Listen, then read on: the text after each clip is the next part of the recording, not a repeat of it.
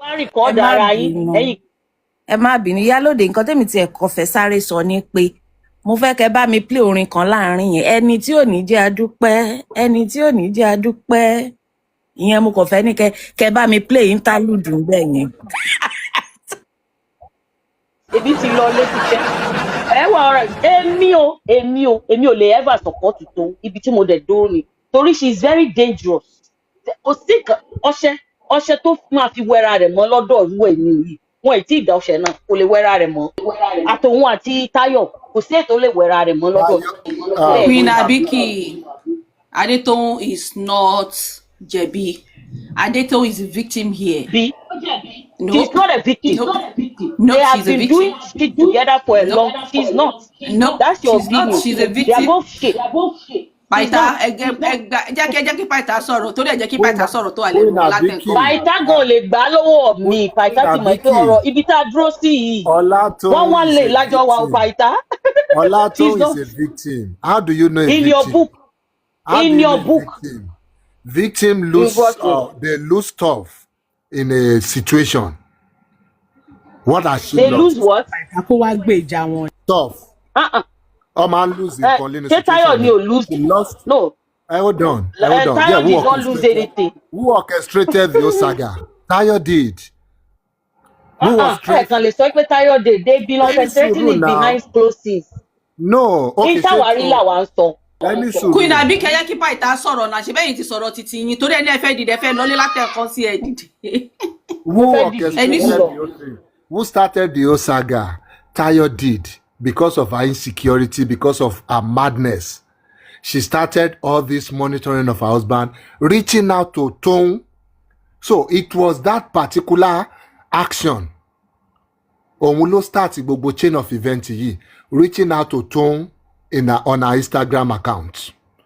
Gbogbo any other thing tó bá dẹ̀ ṣẹlẹ̀ lẹ́yìn yẹn, that first one ló bẹ̀rẹ̀. Àfi tá bá tún máa gbé before that what started this thing was Femi Adebayo telling this lady she loves her.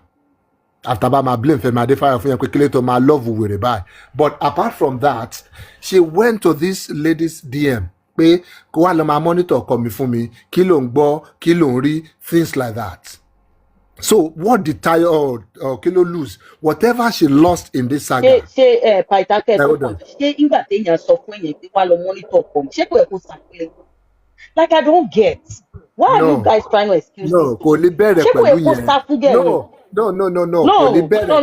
Me anyone for what? Monitor your husband for you for what? Queen Abiki kò lè bẹ̀rẹ̀ pẹ̀lú yẹn. Kò yé mi o. Kò lè bẹ̀rẹ̀ straight. Hold on. Kò lè bẹ̀rẹ̀ straight pẹ̀lú wa lọ monitor ọkọ mi fún mi. Ọ̀rẹ́ normal náà ló máa fi bẹ̀rẹ̀. Òun náà olóbùkún lòun náà. Ó fẹ́ òun wà nǹkan tó máa ṣe ni. Why tẹ́yìn a máa sọ fún ẹgbẹ́ lọ monitor ọkọ? Olóbùkún ni mà. Why tó máa lọ monitor ọkọ ẹ lọ́kọ fún? Yeah. I don't get it though. Related toun in this case. Exactly. That's where I was going. You cannot argue that, madam. Tẹ́ma sásẹ́yìn tẹ́ma yọ lẹ́ẹ̀kọ̀ọ̀kan.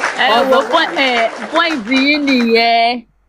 Ṣé rí lánàá mo padà lọ gbọ́ gbogbo nǹkan tí Toun tó sọ, gbogbo ọ̀rọ̀ tó sọ. Ṣé rí mo ti sọ ṣe nígbà tí mo gbọ́ everything. Mo rí pé tó bá jẹ́ pé lóòótọ́ ni gbogbo nǹkan tí Toun sọ pé Táyọ̀ ṣe yẹn. Èmi ò tẹ́lẹ̀ mo ń bú Aládùkẹ́ tẹ́lẹ̀ ò bọ̀ mo wá rí pé ó ní mental health sickness o. To me. Ọlọ́run. No, ẹ jẹ́ ṣẹ́mu. Tá bá ní ká wò ó dáadáa. Normal people, normal person ò lè behave. Bọ́n bí Toun ṣe sọ pé ó behave yẹn ò ṣẹ́mu. Èmi ń sọ̀rọ̀ based on nǹkan tí Toun sọ ni o.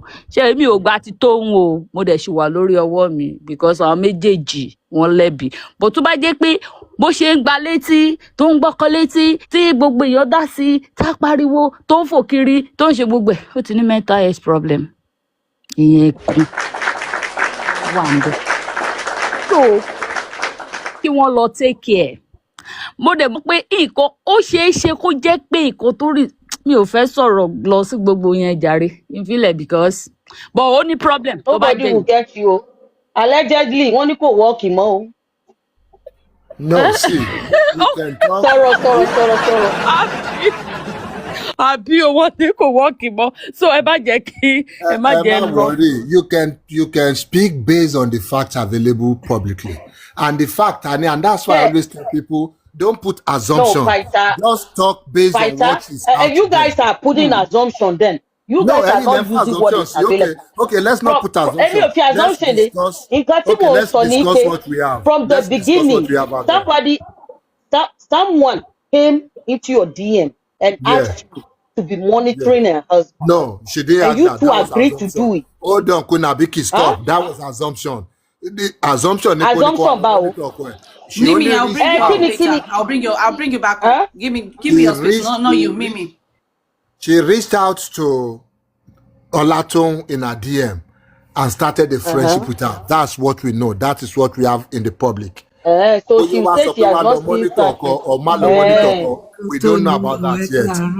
So let's treat what we have in the public first. So she went to her So DM. now it's not Ikekoma monitor. Hold on. No, Okay, let's discuss what we have in the public and let's see how that goes.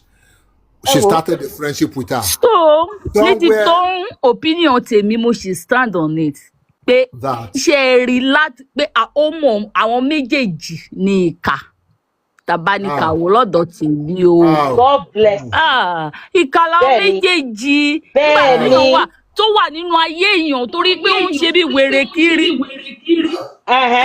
Ó dẹ̀ ń follow ẹ ṣe bí kiri. wèrè tó ń ṣe bí wèrè kí ni the next thing tó yẹ kó ṣe gbogbo pé because tó bá mo ló explain lánàá bó ṣe sọ̀rọ̀ yẹn ó yẹ kó mọ̀ pé ṣé òun ìyá ẹ̀ ni èṣù máa ń lọ̀rẹ́ náà.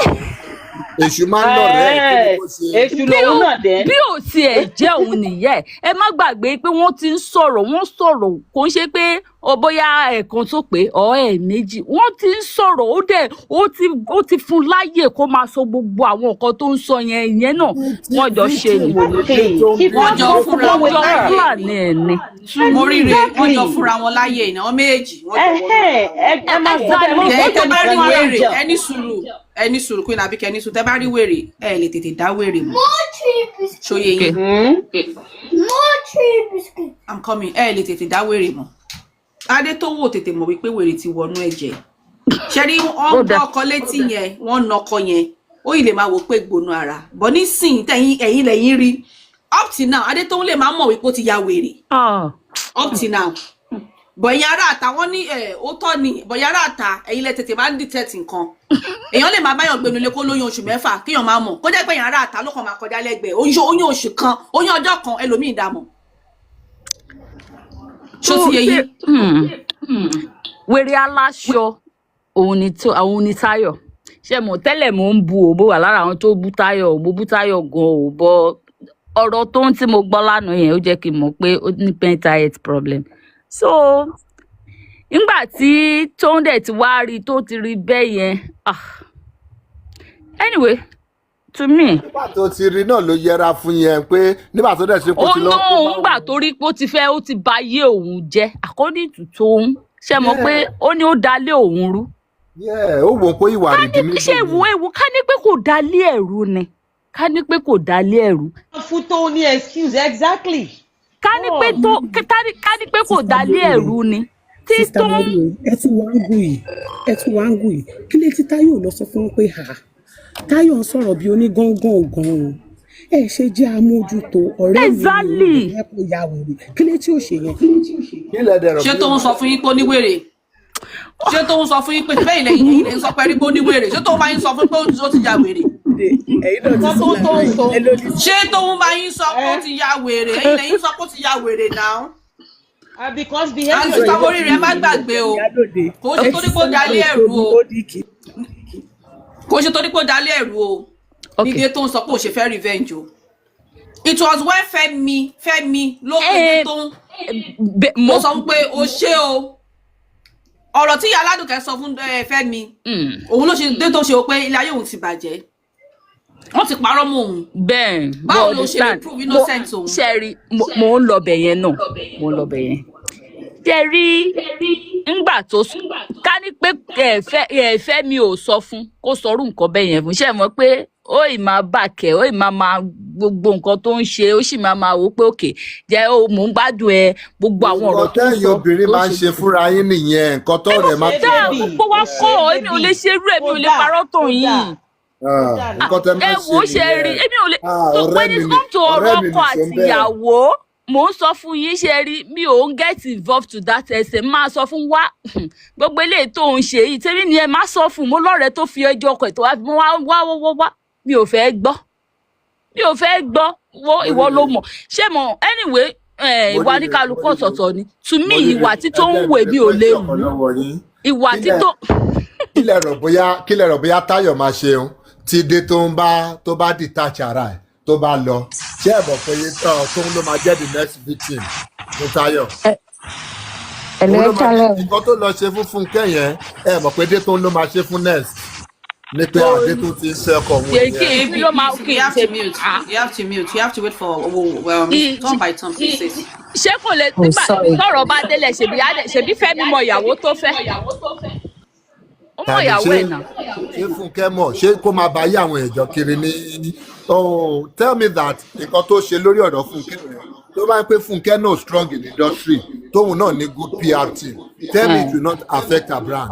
ó máa affect ẹ ọdún ọgbà tí ọ̀rọ̀ yẹn jáde mo tẹ̀ wá lára àwọn tó support Fúnkẹ́ mo ní ìgbà yẹn mo ní wàhálà ní Fáládùkẹ́ kó lọ sọ pé òun lọ ń na girlfriend ọkọ òun àbí nǹkan kan bọ̀ iṣẹ́ mọ́.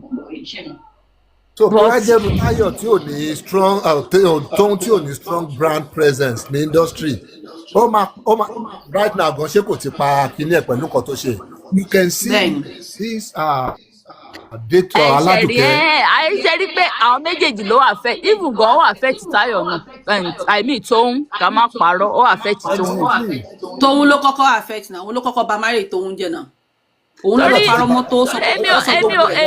èmi ò mọ bí nǹkan tó ń bí mi inú nìyẹn pé báwo ló ṣe máa fún èèyàn láàyè tó dá pé to that extent like ó affect òun náà ṣé kò affect ẹ. wọ́n jọ fúnra wọn láyè ni wọ́n méjì ọ̀hún jọ kọ́ ọmọ olùbọ́ ni àwọn méjì jọ máa ṣírí ara wọn ni ẹ má sọ wípé ó fún láyè kò wọ́n jọ fúnra wọn láyè wọ́n jọ wọnú ara wọn débi wípé ìyá Ládùkẹ́ ó mọ last born ọ̀hún Adétóun ó ní wọ́n bẹ̀ lọ́wọ́ kò séèyàn tí ó mọ ṣe ti yẹ yìí ó mọ gbogbo family member ó mọ family ọkọ Adétóun so àwọn méjì jọ wọnú ara ẹ má sọ wípé ìyá Ládùkẹ́ fún Tóun láyè wọ́n jọ wọnú ara wọn bóun náà ṣe lọ sí ilé ọ̀wọ́n Adétóun tó lọ bá yé ẹ̀jẹ̀ lọ́dọ̀ wọn fámìlì ọkọ ẹ̀ lọ́dọ̀ àbúrò ẹ̀ lọ́dọ̀ gbogbo ẹ̀dẹ́bẹ̀ tí ó tún sọ fún àbúrò Adétóun kó lọ bá òun háàkì kó lọ jí fóònù ẹ̀gbọ́n ìwọ̀n wá fún ní èlò how many million àbá ẹ̀dẹ̀ ní èyàn ṣe yìí ó ìbò bàjẹ́. nǹkan tí mo sì fi blame Tóun nìyẹn nǹkan tí mo sì fi blame Tóun nìyẹn kó tó lè wọnú fámìlì wọn kí ló dé kí ló le tó bẹ́ẹ̀ Tóun gan ti wà involve nínú fámìlì wọn jù kóun náà sún sẹ́yìn nígbà téèyàn fi tó ní fámìlì tiẹ̀ tó dẹ̀ wá tó. ó máa involve nínú fámìlì. kí ló dé Táyọ̀ ṣe ń pẹ́jọ́ fámìlì ẹ̀ fún Tóun. ó ti mọ̀ wọn Adébáyọ̀ kó tó mọ̀ yàn Ládùkẹ́. kí ló dé Táyọ̀ ṣe ń rojọ́ márèjì tiẹ̀ fún Tóun. tó bá tẹ̀ wá mọ̀ wọ́n ní ó ti mojú ọkọ aya ti mojú aya wọ́n alárinà yẹ kó máa ṣe kí ni nà. alárinà ò lè yẹ bá because òun kọ́ ló pè yà Ládùkẹ́ fún Fẹ́mi Adébáyọ̀. márèjì ẹ tí wá ṣebí márèjì ẹ forí fa báyìí ṣebí. òun ló lọ bá Adétóun torí ó fẹ́ ká Adétóun máa ṣọkọ fóun ni. Adétóun ṣe mistake gan because Adétóun I'm going to tell you something you shouldn't have sacrificed your boss. You were not loyal to your boss. You were not loyal to your boss and his family. Instead, you decided to follow Ládùkẹ́. And apart from the fact that you actually helped her, torí ọ̀rọ̀ ọmọ ló gbé yín débẹ̀ bẹ̀lẹ́ sí bẹ̀rẹ̀ àrékèrèkè. You understand? Obama sacrifice, listen, your home, your job, everything is gone because of her. Òun fẹ́ fi ẹ́ fi kó fánlẹ̀, ó fẹ́ fi ẹ́ fi rúbọ marriage ẹ̀, ó fẹ́ fi ẹ́ fi rúbọ so many things. But fortunately for you, orí ẹ le gan. Ọlọ́run ló ní kó tètè ṣe kíni, kó tètè gbéra ẹ, kó tètè dára ẹ gbà. If not, ìwọ náà bá máa drag káàkiri lórí social. Àwọn tó ń drag yẹ, àwa dúró sí ẹ lẹ́yìn ọmọ dáadáa ní ẹ, nǹkan tó ṣe ọmọ ṣe, nǹkan dáadáa ló ṣe, múra sí. Tóbi o, tó ń pẹ̀lẹ́ o, lọ́dọ̀ mi ò ń ṣe ọmọ dáadáa o. Yes. Lọ́dọ̀ titi yín nìyẹn. Mo dìde at the end of the day, tẹ bá rí ejò tẹ mọ̀ pé eléyìí ó wà poisonous tẹ́dẹ̀ rí èèyàn tẹ́ ẹ̀ tí mọ̀ nǹkan tó lè ṣe ó lè ṣekú pààyàn lóòótọ́ náà èwo lẹ máa kọ́ pa. ẹ wo ẹ kú ìjókòó gbogbo máa pa ejò náà. Exactly, so let's face ìfẹsẹ̀ ejò in this ẹ̀yin situation. panel fearless Aládùnkẹ́ ni ejò. Mo fẹ́ ẹ gbàgbọ́ ìyá àgbà grandma ẹ jọ rọra mà. mà ẹ káàbọ̀ sórí ètò mà ẹ káàbọ̀. Ẹ rà mà. Tí ẹ rí mo blame àwọn méjèèjì lèmi blame. Èmi ò fẹ́ gbà pé nǹkan tí tó ń ṣe pé ó dáa. Sister Morire ẹ jọ ṣé mo lè sọ nǹkan kan sọ̀rọ̀ ẹ̀. Okay ma. Ẹ jọ ṣe rí ọ̀rọ̀ yìí ẹ wo time frame of these things tó ti ń ṣẹlẹ̀. You can share it when people like Tayo are going to hit Adetoun up. She's not going to hit her with the intention of with the pé òun fẹ́ kó sọ fún pé mo fẹ́ kó máa ṣọ́ ọkọ mi fún mi. That's not it. That's not how she's going to go about it. The intentions for that is within her. Now she went there as ọmọ mi ní autism. Òun náà ní ọmọ tó ní special challenge child. And assumption tèmi o, she will have been like, oh, there's something we share in common. Àwọn tó bá nírú trait Tayo are not always going to go straight and say, this is what I want you to do for me. They will sneak and get closer to you as somebody that share the same thing. We have something in common. And that will be like, we have a special needs child. Báwo ló ṣe ń ṣe tọmọ ẹ̀? Ṣé you understand? Ibi tó ti máa wọnú ara wọn nìyẹn. Mo ń lọ ṣọ́ọ̀ṣì, mo ń gbọ́mọ mi lọ ṣọ́ọ̀ṣì. Omi àdúrà wọn fún, ó dẹ̀ help. Ẹ jẹ́ ká jọ lọ. That's how that conversation will have started. Títí tó fi máa wọnú ẹ̀ pé à ń bo ni ọ̀gá ẹ̀ wà. Ọ̀gá mi lọ sí kìnìkan. Wọ́n wà níbí báyìí pẹ̀lú lágbájá. Wọ́n wà níbí báyìí pẹ̀lú lágbájá. You see what I'm saying? It will be an innocent kind of relationship. You might not even realize you are doing what you are doing for her. Until tó bá ti di pé ó ń jábọ́, pátá ń jábọ́, wọ́n sọ pé. Now, let's look at it from Tayo's behavior. First of all, Tayo has been very destructive. Only anger issue. She has trust issues. And she has low self-esteem. Period, point blank. These are the traces of àwọn tó bá ní ìwòsí. She must have been managed. I'm not saying from everything. Tẹ́mi gbọ́ nínú tape yẹn. You can blame Adetoun as much as you want to. Hold Tayo accountable. Tó ògiri ò bá lanu, aláǹgbá ò lè wọbẹ̀. Àwọn kan sọ wípé torí bí mo wà látìgbà tí Iyalode ti ṣí kìíní. Àwọn kan sọ wípé ó ti wọnú ẹ̀jù, ó ti ṣe jù. Do you realize àwọn tó ń ṣeré yìí? They use their house as location. And tẹ́bára àwọn tó bá sọ pé ọdún fa caucus, kíní kan caucus, they stay together most of the time. Wọ́n máa ń wọnú ara wọn. So pé báwo ló ṣe mọ nǹkan? She must have been involved with Adebayo Salami group, àwọn family wọn. And this lady is relating with her. So obviously she will know. Now, situation máa ṣẹlẹ̀ nígbà tó bá wà nínú ilé, ó lè bẹ ìgbàjẹ́gbà yẹn lórí tó dé gbajúbọkọ ẹ̀, tọkọ tún dọ̀bálẹ̀ tó ń bẹ̀. Yeah, big things happen in marriage. People will ẹ máa jàjà wèrè tó bá ti mẹ́mí lọ, ẹ tún bẹ̀rẹ̀ yín tó tí kan jí bá mọ́kọ àbí tí kan jí bá mú yàwó, ẹ bẹ̀rẹ̀ yín ẹ tún lura yín lórí bẹ́ẹ̀dì ẹ tún continue. You see, but you don't go to this extreme. She has been so destructive that ó ti sú àwọn family yẹn gangan. Now you went as far as lọ fẹ́ nǹkan tó ṣẹlẹ̀ láàrin ìwọ àti ọ̀rẹ́ ẹ lọ sọ fún ọkọ ọ̀rẹ́ ẹ ní ìgbà tí ọmọ yẹn wá sọ̀rọ̀. Ó ní marriage òun ò perfect. She said it. Ó ní àwọn ní issue but àwọn solve ẹ̀. kò síbi tí èèyàn bá ti ní special need child issue á wà, pressure á wà lórí ìyá, ó máa wà lórí marriage yẹn, but does not mean pé kó ṣe nǹkan tó ṣe yìí. Now you went to the husband, ó ṣe gbogbo nǹkan tó sọ yẹn,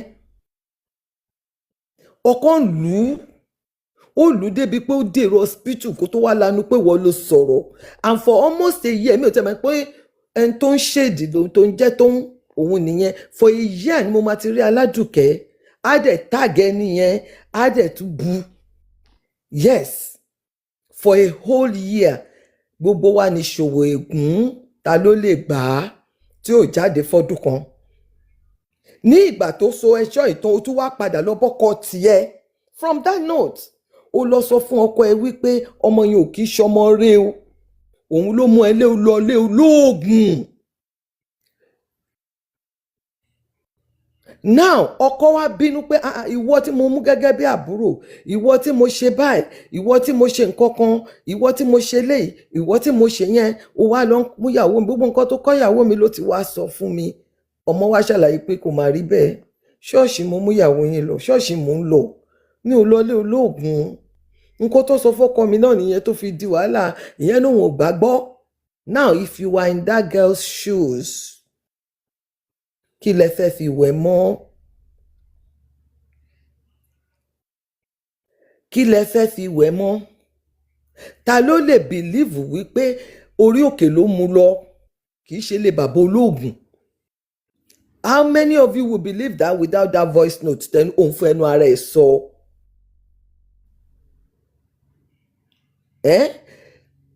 At that point, ó fẹ́ bà tóun jẹ́ lọ́dọ̀ Báyọ̀. Ṣé rí, ẹ jẹ́ ká máa ṣe dáadáa, ẹ jẹ́ ká máa ro nǹkan ká máa fi gún ara wa wò. Like you always say, don't put emotion. Ẹ lè gbàyàn lójú kẹ́ sọ fún bó ṣe máa lù yín padà o. Tó bá mú pọ́npọ́ tó fọ́ orí ẹ̀ dànù tó ṣe yánkanyànkan, yẹ ìwọ ló fà o. My point is this, anywhere lèèyàn lè lọ, bó bá wọn kò lọ mọ́ṣáláṣí, bó bá wọn kò lọ ṣọ́ọ̀ṣì, bóyá ọkọ ẹ̀ mọ̀ pé ó ń lọ ṣọ́ọ̀ṣì, ọkọ ò sọ pé òun mọ̀ pé ó ń lọ ṣọ́ọ̀ṣì.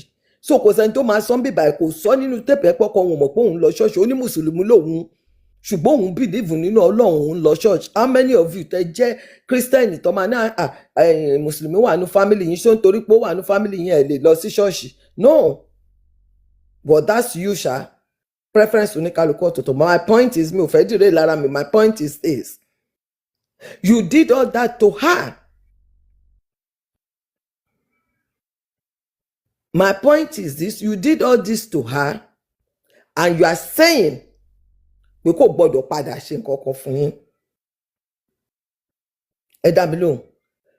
So tó bá náà ò ṣe nǹkan kan, ṣẹ́yìn tẹ́ jókòó ìmá believe ẹ̀ tó bá wàtà tó bá sọ wípé ìyá Aládùkẹ́ ó dẹ̀ mọ̀ pé àǹtí Táyọ̀ ẹ̀ dẹ̀ mọ̀ pé mi ò ṣe nǹkan tẹ́ ń sọ, ta ló fẹ́ gbàgbọ́ nínú gbogbo wa tá jókòó síbí báyìí? Half of the people here were saying pé olórí burúkú lọmọ Táyọ̀, ọmọ tóun yẹn, kíní kan lọmọ tóun yẹn, ó rìkọ́ọ̀dù ẹ̀, but what led to the recording? Ẹ má jà máa já nǹkan mọ́nú ẹ̀ ká máa mu nínú. No, kí ló sọ ìsọ̀rọ̀ òun ní gbèsè? Kí ló sọ kó tó di pé ó gba èsì tó gbà yẹn? Kí ló ṣe kó tó di pé ó mú ẹni yẹn? Mèyọ́ mo mọ̀ pé yìí ni kó tó di pé ó react bó ṣe react yẹn. Tell me. A ní nǹkan kan téèyàn bá sọ̀rọ̀, téèyàn bá bá yín tó sọ pé sister mo rí ẹjọ́ ní sùúrù, téèyàn bá bá yín pé lágbájá sọ pé nípa ẹ, ó wá sọ pé màá bí ẹ lójú ẹ̀, ṣé kí n pè é? Tó bá ti ní má pè òun parọ́, orí burúkú ló ń ṣe, ó ní nǹkan tí wọ́n náà sọ kí lágbájá yẹn tó sọ pé kò kọ̀ déédéé sọ pé. You see, what Tayo did was wrong 100%. I will never support you. I don't care nǹkan anybody bá ń sọ láyé. Èwo nínú àwọn obìnrin tó wà ń bí ló ń gbé 800,000 lóṣù. Even èyí tẹ wà l'Amẹ́ríkà, èlò ló ń fún yín ní food support. Okay, ẹ dáhùn náà, ká máa sọ èyí tẹ wà ní Nàìjíríà. A woman has a job. Gbogbo wa la máa, kò sóbìnrin tó wà ń bí tí ò ní sọ pé tí family mi bá ní ìdí $2, ṣé máa lọ bọ́kọ mi lérè kó fún mi $2 ni. Now she has done all these things. ó ti lọ sí location, ó ti lọ dá gbogbo bẹ̀rù, ó ti lọ fọ́ television. Anger issue wo ló ní? ọkùnrin yìí the most thing tá máa ń sọ pé ọkùnrin ṣe láyé kó put roof over her head as a mother as a wife àtàwọn ọmọ ẹ̀ kó pèsè owó oúnjẹ fún yín. ṣe rí Nàìjíríà burú tá bá ti fọ́kọ báyìí àfi ká yí ọkọ yẹn lórí, àfi kó jẹ́ pé gbogbo àdánwò ilé ayé wa báyìí ọmọkùnrin yẹn ni kó máa gbé, àfi kó jẹ́ pé ọkọ yìí àfi tá bá ràn ẹ̀ down for what, kí ló ṣọwọ́ ẹ̀. wọ́n sọ pé location tó ní tó ti ń tajà is big, is good, everybody knows you. Kí ni ìṣòro ilé ayé ẹ̀ tó ń tẹ̀lé kiri? Anybody tó ń wo fóònù ọkùnrin ọkọ ẹ̀ bá jẹ́ séǹtì ó sì máa àlùbọ́sà ni ó máa sunkún gbẹ̀yìn ni. àwọn tó ti ẹ̀ wo fóònù tó ń ṣe mistake send text sí yín kọ́ tẹ̀ máa rí nǹkan tó ń sọ fóbìnrin mi kí lẹ fẹ́ ṣe ṣe máa kú àbí. You see, things happen. I'm not condoning infidelity. Please don't take me like that. I am not condoning it. But for your own peace of mind, fún ìfọkànbalẹ̀ ayé ara títí ẹ, you have to understand. Guys, let's power tap, please. Ẹ jẹ́ ká power tap ẹ jọ̀ọ́. Ní gbé ọkùnrin sórí pàǹtẹ́ẹ̀tẹ̀ èjìká ló máa gbé sí, so also ìsọkùnrin má gbé obìnrin sórí gbé séjìká. You have to think about yourself. Nígbà tó bá okay, wọ́n sọ wípé nínú nǹkan tẹ́ gbé síta wọ́n ní Aládùkẹ́ ló kọ́kọ́ ń lo ibi tó ń lò yẹn location yẹn, òun ló gba ilé yẹn wá wà available for sale. Báyọ̀ wá rà lórúkọ ara ẹ̀. What the fuck are you doing? Are you stupid or something? Now okay, ó rà lórúkọ ara ẹ̀, ó rí pé òun ò lè sanwó ilé yẹn mọ́, ó ra lẹ̀ sẹ́gbẹ̀ẹ́ fún ẹ, ó mú owó kọ̀ǹténà ó fi sí pé kára kọ̀ǹténà síbẹ̀ so that wàá lè máa kó àwọn ẹrù ẹ tó wà nínú ibẹ̀ yẹn díẹ̀díẹ̀ sí bíbá ẹ̀. In case of incasity, let's assume that happened. Now you chose to sell 120 million. Ibi tèmi ní problem pẹ̀lú ẹ̀ sí nìyẹn, Táyọ̀. 120 million plot of land, what 120 million, ìwọ tà ní 60 million. Wọ́n ní ó wá fi 22 million lọ tún ilé tó fẹ́ gbà lọ́wọ́ ẹ̀ ṣe ṣó ń ṣe èrè àbó ń ṣeré. Question ni mi ṣe pé fún ẹ. Because let's lára àwọn èèyàn kan ya wèrè. Lára sí tí mo ríre sọ nìyẹn, nǹkan tí mo ríre sọ kórí ẹ̀ tí ó ti ń fra ara ẹ̀ náà ni. It's true. Let me ask you, that lè tó tà yẹn ó tà at a loss, ó tún wá yọ 22 million lọ fi tún ibi tó fẹ́ gbà ṣe. Please make it make sense. Gbogbo ẹ̀yin tẹ́ ẹ̀ support gay. Even though he has mental health illness, òun sọ wípé gay yìí balẹ̀ ẹ̀jẹ̀, meanwhile ìwọ ló kọ́kọ́ balẹ̀ ẹ̀jẹ̀ náà. Ìwọ ló dalẹ̀ ẹ̀rù náà, ìwọ ló sọ dèrò tó dèrò hospital náà, tó fi lù dèrò hospital náà. But you are not holding yourself accountable. Another thing tí mo tún disgusting pa ẹni pé despite everything tó ń jáde òun update lójoojúmọ́, you never said mi ò sọ bẹ́ẹ̀. You never said, ẹ máa gbọ́ gbogbo nǹkan tẹ́ ẹ̀ sọ ẹ̀ ń parọ́. You never said anything and people are saying pé èèyàn bínú. Tó bá sọ eléyìí, níjọ́ tó bá wá fẹ́ pààyàn, kí ló máa ṣe? You purposely lied. Ẹ jẹ́ sọ pé kò tí ì ṣe. Okay now, you purposely lied on Fúnkẹ́ Akíndélé. Ó ní o mọ̀ wípé ẹni ó ní o mọ̀ wípé kò fẹ́ Báyọ̀. O dẹ̀ lọ bá location, o ṣe wàhálà ń bẹ̀. O tún fídíò wàhálà yẹn o sẹ́ǹdẹ̀ sí Báyọ̀. Ẹ jọ̀ọ́ nítorí Ọlọ́run ṣé kò ti bẹ̀rẹ̀ intention ẹ̀, ṣé kò ti ń carry it out one by one. Ẹ jọ̀ọ́ nítorí Ọlọ́run ṣé kò ti bẹ̀rẹ̀ sí carry it out one by one. You did that to somebody's business. Business ọmọ yẹn nìyẹn, nǹkan tó fi ń bá àwọn ọmọ ènìyàn kò lọ́kọ single mother ni. Kò sọ́kùnrin tó ń fún lé 100,000 lóṣù. Kò séèyàn kankan tó ń fún 200,000 lóṣù. Òun ló ń hustle, òun ló ń ṣe gbogbo ẹ̀. How wicked can you be? You said o kàn ń bẹ̀ ni o, ṣùgbọ́n o ní nǹkan tó máa fi bá tiẹ̀ jẹ́. Ọ̀gá mi, màdàmú, o ṣe gbogbo kinní. You did all these things. You can lè wẹ́rẹ́ mọ́. Now ẹ̀yin tẹ́ wá ń blame Adétóun àbí kí lorúkọ lédè Tóun, ẹ jẹ́ kí n bí ní nǹkan kan. Téèyàn bá fọ́gi mọ́ ẹ lórí, tó o bá gbé ọ̀bẹ, tó o bá gun lọ́bẹ, wọ́n á ní kí ta ló kọ́kọ́ lura wọn. Ẹ jọ̀ọ́ ta ló lè gba nǹkan tí Iyán Aládùkẹ́ ṣe fún ọmọ yẹn? ẹ ń sọ pé àwọn méjèèjì ni ò dá, kì í ṣe pé gẹ́ẹ̀ yẹn bẹ̀rẹ̀ sí ní kọ́kọ́ record o. She wasn't recording. She was not recording until ìgbà tó di pé Báyọ̀ pé wípé ha bí mo ṣe mú ẹ dáadáa tó o mú ìyàwó mi lọlé olóògùn. Ọmọ wa ń ṣàlàyé ara ẹ̀ pé òun ti dárùn. And at this point, my thing in all this, obìnrin ẹ ṣọ́ra yín. Ẹyin lóhùn Yorùbá bọ̀, wọ́n ní tó bá jábọ́ kò ṣeé kó. Báwo ni ìyá ẹ ṣe máa make statement wípé a mọ̀ pé skẹ́ẹ̀tì ló wà ń di Báyọ̀ tẹ́lẹ̀tẹ́lẹ̀ ó dẹ̀ ti gba ṣòkòtò ẹ̀ padà. Ìyá ẹ ti bá ilé ọkọ ẹ jẹ́ náà. Ẹ jẹ́ ká máa ṣọ́ra. Màmá mi máa ń sọ nǹkan kan, wọ́n á ní inú ẹ jẹ́ kó jìn. Ìgbà tí mo kéré tí n bá wá bá wọn, mo ṣe sọ kínní lórí platform kan rí, tí bá ní màmí wọ́n á ní kí ni ṣó ń ta. Nígbà yẹn àwa Ṣàgámù, wọ́n á ní nìṣó ta, wọ́n á bọ́ sẹ́ǹkùlé níbi ìtẹ́ ọ̀gẹ̀dẹ̀, wọ́n á wá gbẹ́ kòtò gbẹ́gbẹ́gbẹ́ lẹ́yìn, wọ́n á ní sórí gbogbo ẹjọ́ tó fẹ́ rò yẹn ó yà rò síbẹ̀ yẹn. Máa wá rojọ́ yìí ó, bí wọ́n ṣe ń pọ́mọdé ò mọ nǹkan tó ń ṣe náà at that point, máa wá ro gbogbo ẹjọ́ wèrè yìí ó, máa rò tẹ́nu bá ti sú mi, màmá mi ṣó ti ṣe tán nìyẹn. Àwọn á bá mi mú iyẹ̀pẹ̀, wọ́n á dà sórí ibẹ̀ yẹn, wọ́n á gbé omi, wọ́n á ní ó yá lọ wẹ̀.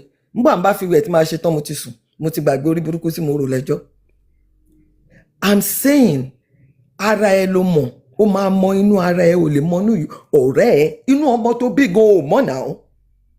Do you know? You cannot trust anybody. It's like kò ní boyfriend kó kó gbogbo ilé ayé ẹ lé lọ́wọ́ kó wá ní ẹ tó bá wá jà kó wá ní fi bú ẹ, á fi bú ẹ. Yes, wọ́n á fi bú ẹ. You have to have gbogbo ìwà ó dẹ̀ dá tó sọ̀rọ̀ yìí because I'm scared of you. Tayo, I am scared of you. Supposing kò jí because o ní mental health problem tó bá mọ̀. You have a mental health problem and people are not looking at it. Kó bá ẹ fix ẹ. You need to go and see a psychiatrist. You need to go and talk to somebody. You need counseling. You have an obsession. You are not in love. You need to go talk to somebody because at this point, what you are doing and how you have done, what you have done in life, mi ò rọ́kùnrin tó máa súnmọ́ ẹ, èmi ò ní purọ́ fún ẹ. God bless you, ma. Nǹkan tó yẹ ká máa sọ nìyẹn. Mi ò rí ọkùnrin tó fẹ́ súnmọ́ ẹ. You need to go for counseling. You need to go to somebody. You need to go and talk to somebody. You need to go off social media. You need to go and fix yourself. You are too entitled. Oníṣẹ́ ò ṣiṣẹ́, ó gbọ́kọ lórí pàǹtẹ́ẹ̀tẹ̀, kí ni ìranù?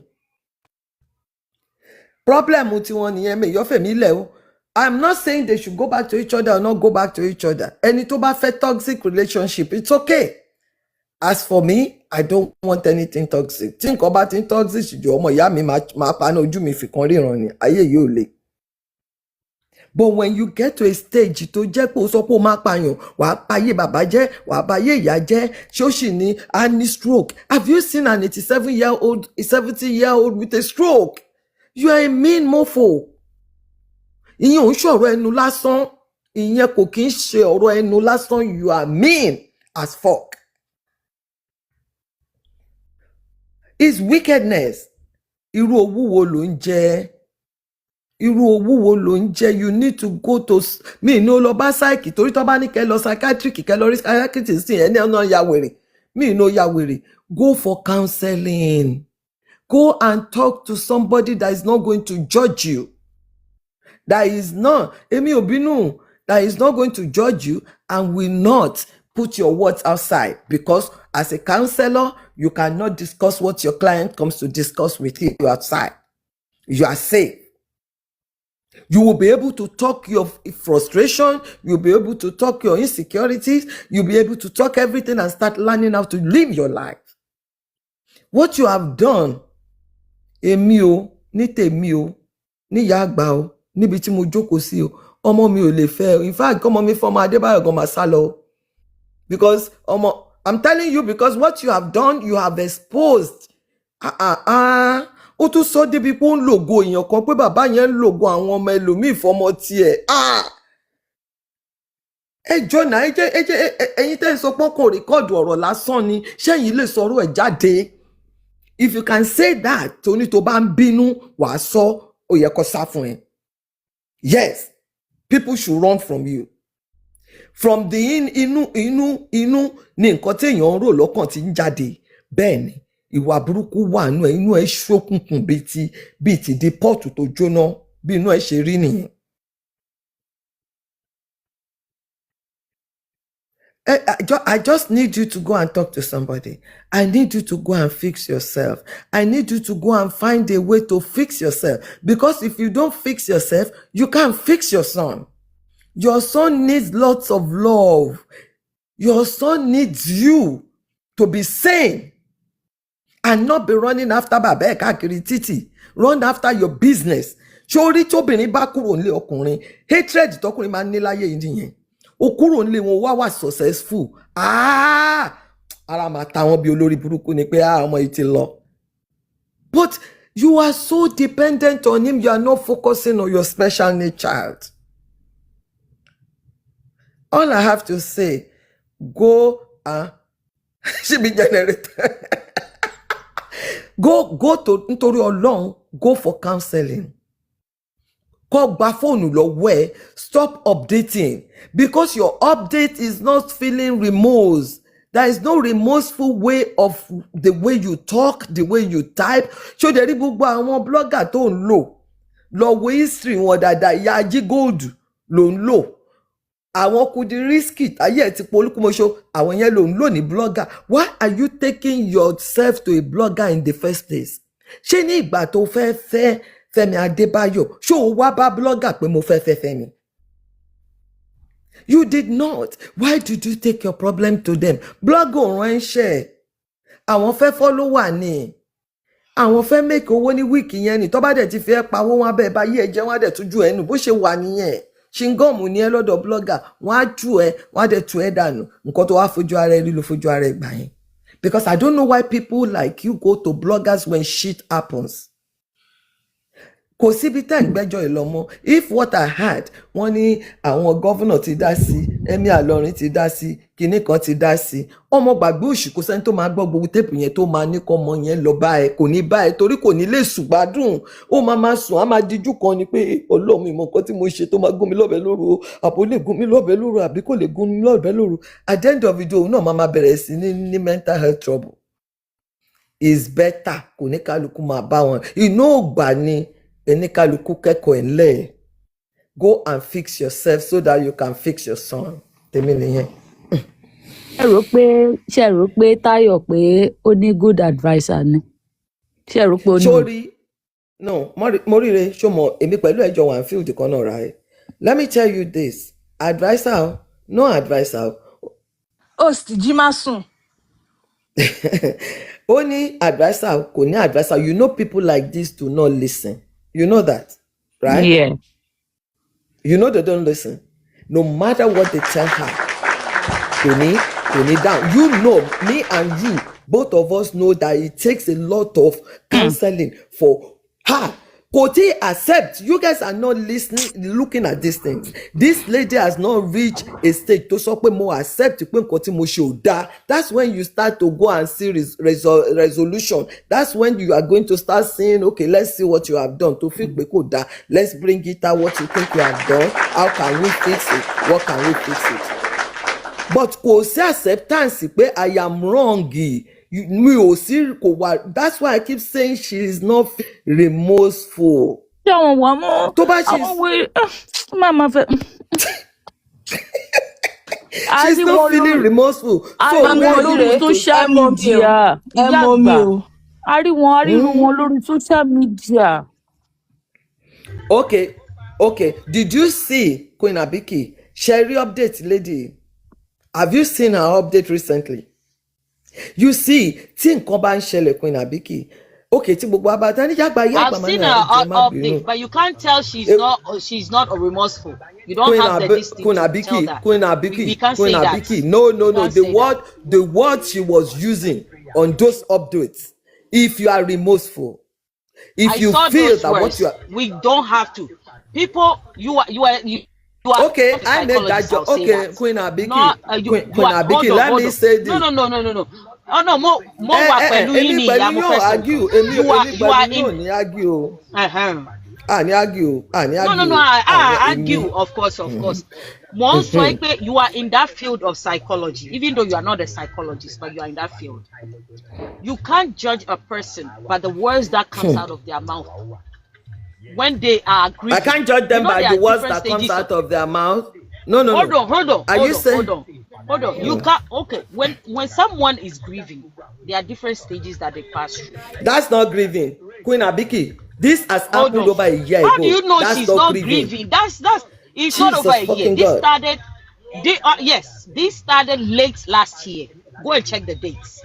It didn't started a year. That is when Queen Abiki. That's when you guys, Queen Abiki, any suru. Ẹ jẹ́ kí mi sọ tèmi tán kẹ́dẹ̀ sọ ti yín, mi ò fẹ́ lose thoughts mi. Sharing nǹkan tí mo sọ fún ẹni ó started last year. Before last year, ó ti ṣẹlẹ̀ over 7 months ago. Ọ̀rọ̀ lé. Sharing gbogbo nǹkan tó ṣẹlẹ̀ has been happening over a year ago. Tí Fẹ́mi ti kúrò lé. So ẹ má sọ pé ó ṣẹ̀ṣẹ̀ ṣẹlẹ̀ kò ṣẹ̀ṣẹ̀ ṣẹlẹ̀. Ọ̀rọ̀ téèpù ṣẹ̀ṣẹ̀ jáde ni. Okay? And people have seen this tape before Konto Gbesi social media. It's because she went to the social media. Lomo yen se nju síta. Ẹ gbàgbé yẹn. My thing is, even despite that, some words. Tí nǹkan bá ṣẹlẹ̀ báyìí Queen Abiki, I expected you to really feel remorse. Don't update anymore. Don't update. Tó bá ní anything láti sọ, you just be quiet. It is what it is. But you updating is telling people, no, you will just be quiet. Sherry, I always say this. When people come to social media first, they are wrong. They are looking for validation. My thing is, just go and reflect on what is done. Go and fix yourself. Because you don't fix yourself, you can never move forward. And until you accepted that this situation, you have a fault in it. I don't think advice is what anybody ma fun to ma gbo Sister Morire. You know what I'm talking about. You know what I'm talking about. Ba jókòó ti fọ́dún kan tí ó bá ti ready láti accept wípé reality is my reality. Then I can mama go round the box. One mama bebe, want to padà wá. Ẹ ṣé gan ni, thank you. Kò reflect pé nǹkan tó ń ṣe that I don't believe it. Thank you everybody. Ẹ̀bẹ̀ wo ló fẹ́ máa bẹ̀ káàkiri? Kò ní láti bẹ̀ anybody. And this thing is done. This thing is done. It's totally done. I don't know who is advising this lady. It's done. My thing with her is like, me, I'm not gonna bash her. She needs to find a way to pick herself up. It's done. This marriage is not gonna happen. Nobody's asking you to bash. Nobody's asking you to bash her. You keep on saying you're not gonna bash her. Yes, it's fine. It's fine by you. And at the same time, whoever want to, when others want to let them do that. I'm just saying is that this marriage is done. This marriage is done. Then let her move on. Why does she keep on going about and crying? Let her move on. If the marriage is gone, we all know it's gone. Let her cry. Let her move around. Let her move on. Go back to done. Let her move on instead of her coming out and start. She will grieve in her own way. For meaning. No.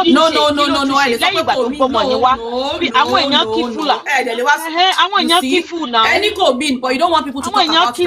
But she can come out and talk about that. She can come out. She can come out and come out. She can come out and come and say whatever. But don't want your back go mean. The marriage is over. We all know it's over. Then she should move on. Why is she coming out and saying and then doing the pity party as if she's the victim? She's not the victim here. She can never be the victim. She's not the victim. She can even use that child to clean her own mess up. Shows me who she is. We have talked about this child. I'm just talking about it now. That why would she bring her child into all this nonsense going on? Why is she painting the boy like he's the reason why everything is falling apart and not taking accountability for what she has done wrong? You said something. Words are like egg. When it's half there, it can never be packed. When it's broken, it's broken. But you're half there. You're not remorseful. You're dating. You're doing videos and dancing and doing all those things. How do you want people to look at you? How do you want them to expect that you're really, really remorseful for what you have done wrong? You said something, it's already been carried out until she killed the man or until she sent the Baba Adebayo to coma. Before we know that what she's doing is wrong. Let's call a spade a spade. I'm not saying that Tayo Toun is all righteous. I'm not saying she's a saint. They are both wrong here. Recordee and the recorder. They are both wrong. But you span my marriage, my work is gone with Femi. So what else do you want me to live for? I also have a child that has issues. I'm sorry, not issues like, you know what I mean. An autistic child. Tom also has an autistic child. So what do you want her to do? How is she going to fend for herself? No marriage, no work. How is she going to take care of that child? Joe. àwọn méjèèjì ló tiẹ̀ ti gba result wọn. méjèèjì jẹ ló yó wọn nǹkan táwọn méjèèjì jẹ ló yó àwọn wọn. méjèèjì ló ti gba That's why me I'm not supporting anyone. Yes. Why can't people just agree that nǹkan táwọn méjèèjì jẹ ló yó wọn? ó máa jẹ́ ẹ̀kọ́ fún ó dẹ̀ máa jẹ́ ẹ̀kọ́ fún everybody. ẹ̀yin tó máa ní sister àwọn sister ó máa jẹ́ ẹ̀kọ́ fún everybody. òun náà ti gba èrè tiẹ̀. marriage ẹ̀ náà ti dàrú. ti aládùnkẹ́ náà nìyẹn ó ti dàrú.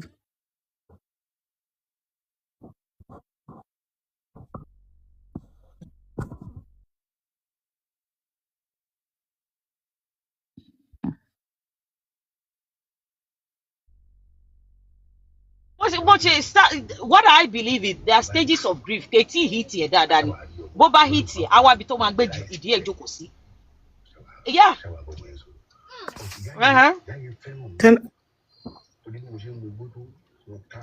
She should grieve about what she did because she did something bad. She did something bad. So she. What is she grieving about? I said, hold on. First of all, whether you like it or not, she will grieve about losing her marriage. But so why is she grieving on what she did herself? What she brought onto herself? Why is she grieving about it? Hold on. We are human. Look, psychologically it could make sense. So understand? Sometimes you do things. I mean, so from a point of view, I'm trying to be me silokan. Oh, Nima, we cannot all think the same way. So if she can't even grieve. Hi everyone, can I quickly speak before I drop?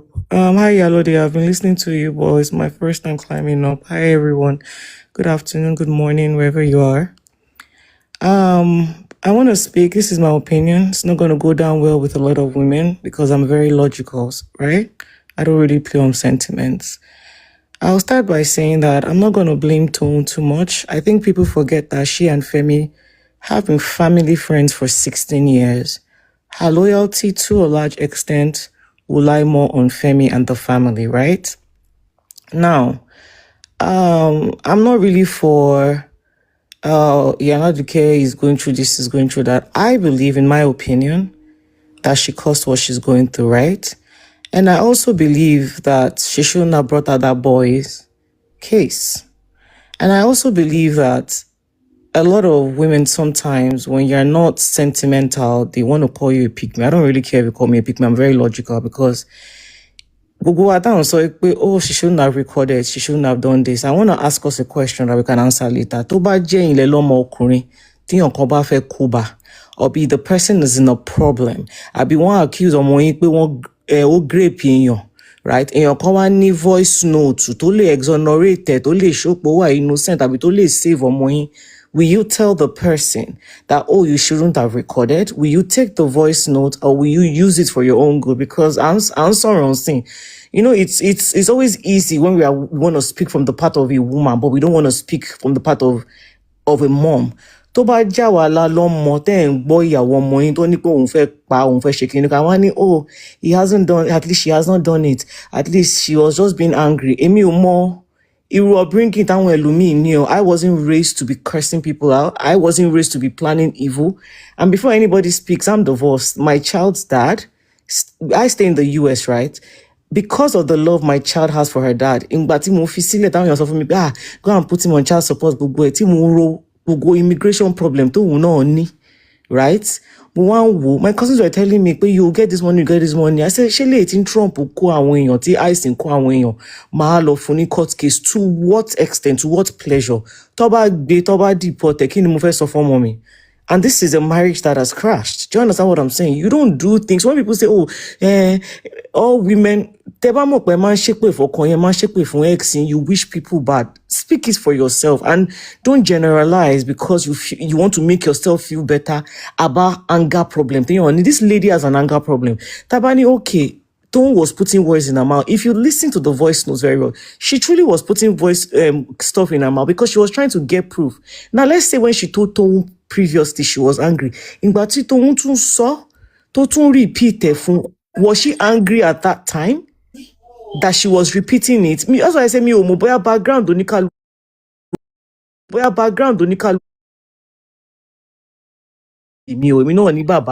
if my brother's wife, if I hear that kind of thing, and I want to believe most of us here, unless we're just hypocrites, most of us, one person is wishing your mother, hold on please, I'll soon drop, please, I'm not trying to fight. If one person wish your mother, no, she wasn't talking to okay, you. Ma. No. If one person comes here and wishes that your mother or your father has stroke, or that your child has stroke, sorry sis for interrupting you. Let me send your request, sis. Let me pick you up. Thank you. If somebody wishes our mother or our father or our kids to have stroke, I don't think any one of us will say the person was just joking. We will not take it funny. And we cannot blame the family for not interfering.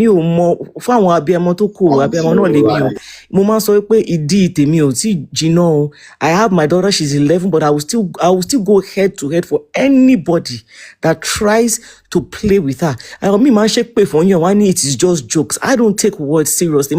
For mommy, don't wish my own child bad and say that, I was just in the heat of the moment. No, I will come for you times 100 because I will not wish you evil in the heat of the moment. And then she has an autistic child. Please, this might hurt some people, but that was brought up for sentiment, right? Why didn't we know about this guy's condition till this happened? Why did we not know about his condition till this happened? Because they know what in more playbook Nigerians. Most people are so gullible. Awani, she has an autistic child. Please, is this child also not Femi's child? Why are we not thinking about Femi in the whole thing? Is she the only one that impregnated herself? Or you think big condition boy and Sherry, are we saying that Femi too is happy because we keep saying she has an autistic child? They both have an autistic child. Not one person in that equation has an autistic child. What does the boy's condition have to do with her being hot-tempered, which is one of the issues that they've had? What does that have to do with anything? And if there are any anger problems, stop saying, that's just the way I am. That's the way women are. Some of you will blame it on, that is my sign. I am Aries. I am Virgo. I am Kiniko Oshiati Ranu. Then she go and get help. Go and get help. I used to have anger problem. Anytime really serious one, I went for therapy. Go and get help. Nobody has to stay with you because you have anger problem. And also, she's Femi is this one. He might have triggered her. He might have been cheating. Some of you, you are with men that are not treating you well. You are with men that are cheating. So because I don't understand. If you know you're not going to leave a man, but if you come and tell me that my man is sleeping with everybody, can you cope? Cope, then ride on. Go and be doing your test, get on PrEP medicine that helps to prevent HIV and STIs, and continue your marriage. But I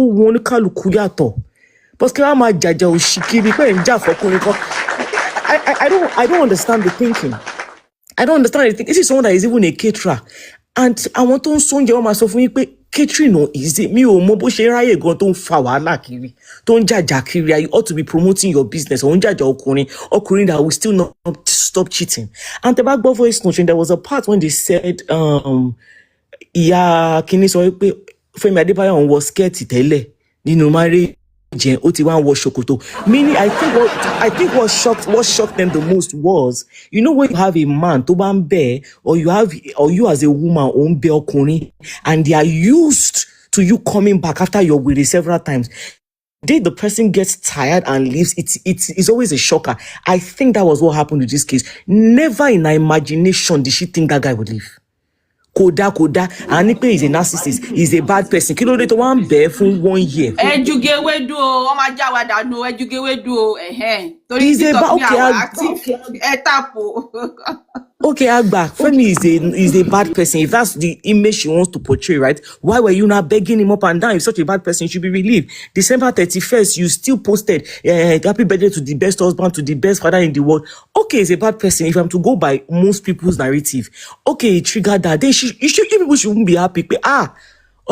This guy is such an evil person to her. Kinikon has gone. So tokurin ban cheat because that thing irritates me. I don't know. But I'm so I don't understand women that do it. To those that stay with cheating men, they then care every day. And you know, them are too was already online. Cheating is not a deal breaker for me. Something that is not a deal breaker for you will not be giving you sleepless nights. Something that is not a deal breaker for you will not be making you stay up at night crying every day. I don't understand. Like I said, I will not tell you to leave your relationship or your marriage. Some people can stay with a cheating man. The man might end up changing fine. He might end up not changing fine. What works for everybody's relationship is different. So I don't judge. But I always tell my friends that stay where you have peace. Some other women can stick a man, don't cheat, one face business, one face on one, and they will be good. Because anytime one day the man will face you and tell you, oh, damn, cheat, kilo feshe. And once you get to that point, you have lost it because truly, kilo feshe, shomakmani. It's either you stay or it's either you go. Me, I'm just saying that if I have any friend that wants to put me in trouble, you're going to talk about me bad somewhere. If I have to record you for proof, I will record you because unless we are hypocrites, that we are saying, at least question koto feshe, and you know, lema tu soro, to ba je pe ikoko ti se femi. And you people heard that Toun had the voice note. And you know, number 2 jade. But only voice note. We could have saved him. We could have we would have made sure that she did not do this. There is no pleasing internet people. So I hope Femi does what is best for him, what is best for his mental health, and not care. Because I say it again, to ba je inte boy yawo omo yin don't so nonsense, but I'm sure you will not be saying, if you hear somebody wishing you stroke, most of you but all of a sudden, we are now seeing Femi, he's a narcissist. Emi, singing women, supporting women, if you do nonsense, you do nonsense. If you do well, you do well. If a man does rubbish, I think this girl went to fight when he was on location.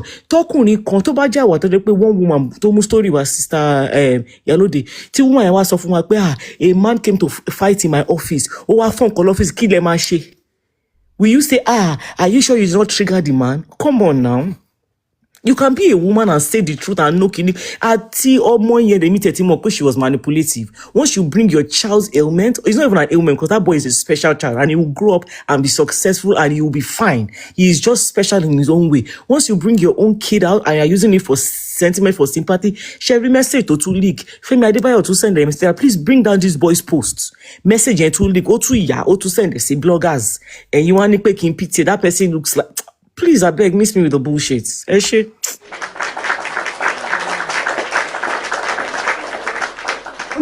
Thank you so much, Sister Olu. Thank you so much. Thank you.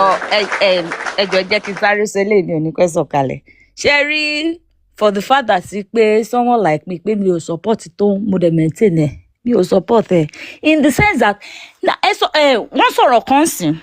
Wọ́n ní ká ní pé kò record ni. Ẹ má gbàgbé pé Toun ò record initially o. Ẹ má gbàgbé o. Toun bẹ̀rẹ̀ sí record ńgbà tí Femi accuse ẹ̀ pé ó mú ìyàwó òun lọ church. Pé ó mú ìyàwó òun lọ church. Nǹkan tó ń bí mi nínú ọ̀rọ̀ Toun ni pé ó gba Táyọ̀ láàyè láti máa ṣe gbogbo nǹkan tó ń ṣe pé wọ́n jọ plan ẹ̀ ni wọ́n jọ mọ̀ ń pa ẹ̀. Nǹkan tèmi ń sọ nípa Toun nìyẹn. But gbélé tó kù mi ò lè ever support Táyọ̀. Mi ò lè ever support ẹ̀, never. Ìkà nǹkan tó ṣe mi ò fẹ́ sọ pé ìkà mú tẹ́lẹ̀ mò ń sọ pé ìkà. Sister Morire kò gbà láyè. I will keep on saying. There's nothing like ó gbà láyè. There's nothing like ó gbà láyè. Ọmọládé lè mi máa fún yín ní chance ní to me anyway. Okay, to you, to you, but kò síbi tó ti gbà láyè. Ṣó ti yé yín? To me, kò síbi tó ti kò gbà láyè kankan. Nígbà tó rí pé ọ̀rọ̀ yìí à ń paláró, ó fẹ́ máa di nǹkan míì. And besides, Femi had to call her. Mommy, Yes, what are you doing? Ọlọ́run ọba o. Stamalade, take over.